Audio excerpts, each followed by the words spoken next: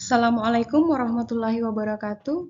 Nama saya Mira Fatmawati, NIM B230610027, kelas 01 Polman, Prodi S1 Kebidanan dari Universitas Megabuana Palopo.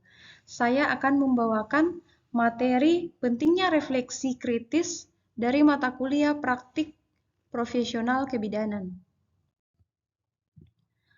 Proses berpikir kritis dalam kebidanan.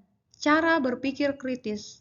Dalam usaha menjadi seorang pemikir kritis, perlu kesadaran dan keterampilan untuk memaksimalkan kerja otak melalui langkah-langkah berpikir kritis yang baik, sehingga kerangka berpikir dan cara berpikir tersusun dengan pola yang baik.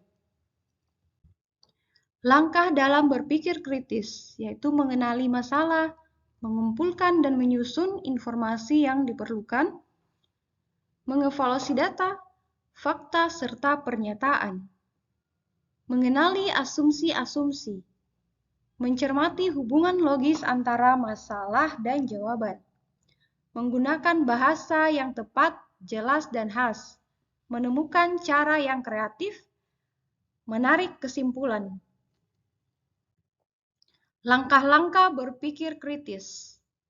Menurut Knitler, yang pertama mengenali masalah, yang kedua menilai informasi yang relevan, yang ketiga pemecahan masalah atau penarikan kesimpulan.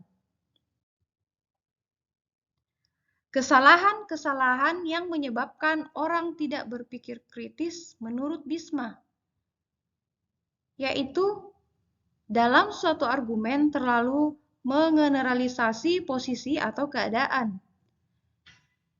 Yang berikut menyangka bahwa setiap orang memiliki keberpihakan di bawah sadar.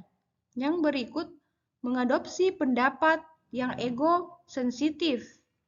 Yang berikut mengingat kembali keyakinan lama yang dipercaya dengan kuat tetapi sekarang ditolak. Yang berikut kecenderungan untuk berpikir kelompok. Langkah-langkah dalam memecahkan masalah. Prinsip utama dalam menetapkan suatu masalah adalah mengetahui fakta, kemudian memisahkan fakta tersebut dan melakukan interpretasi data menjadi fakta objektif dan menentukan luasnya masalah tersebut. Teori belajar dikelompokkan menjadi 8 tipe menurut Gagne. Yang pertama yaitu belajar isyarat, yang kedua belajar stimulus atau respon, yang ketiga rangkaian gerak, yang keempat rangkaian verbal, yang kelima belajar membedakan, yang keenam belajar konsep, yang ketujuh belajar aturan, dan yang kedelapan pemecahan masalah. Strategi dalam pemecahan masalah menurut Polya dan Pasmet. Pertama, mencoba-coba, yang kedua membuat diagram, yang ketiga mencobakan pada soal sederhana, yang keempat membuat tabel, yang kelima menemukan pola, yang keenam memecah tujuan, yang ketujuh memperhitungkan setiap kemungkinan, yang kedelapan berpikir logis, yang kesembilan bergerak dari belakang, yang ke-10 mengabaikan hal yang tidak mungkin. Prosedur dalam memecahkan masalah menurut Polya dan Pasmet, yaitu menemukan adanya masalah. Yang kedua, mengidentifikasi dan menemukan penyebab utama dari suatu masalah.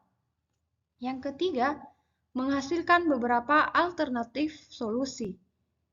Yang keempat, menentukan alternatif solusi. Yang kelima, mengembangkan suatu rencana tindakan. Dan yang keenam yaitu penerapan. Langkah pemecahan masalah menurut Gagne dalam Rousseff-Fendi. Mengetahui hakikat masalah, mengumpulkan fakta-fakta yang relevan, mengolah data dan fakta, menentukan beberapa alternatif pemecahan masalah, memilih cara pemecahan masalah dari alternatif yang dipilih, memutuskan tindakan yang akan diambil, dan evaluasi. Dalam proses pengambilan keputusan berpikir kritis dalam kebidanan, perlu dilakukan oleh bidan dalam melaksanakan manajemen kebidanan, terutama bidan manajer pada setiap tingkatan bagian di institusi pelayanan. Banyak waktu yang dihabiskan oleh seorang manajer untuk menyelesaikan masalah dan membuat keputusan secara kritis. Langkah kritis dalam penyelesaian masalah dan pengambilan keputusan. Yang pertama, yaitu penetapan tujuan. Kedua, mengumpulkan data secara cermat. Yang ketiga, membuat banyak alternatif. Yang keempat, berpikir logis. Yang kelima, memilih dan bertindak secara efektif. Oke, itulah materi yang saya bawakan. Terima kasih. Assalamualaikum warahmatullahi wabarakatuh.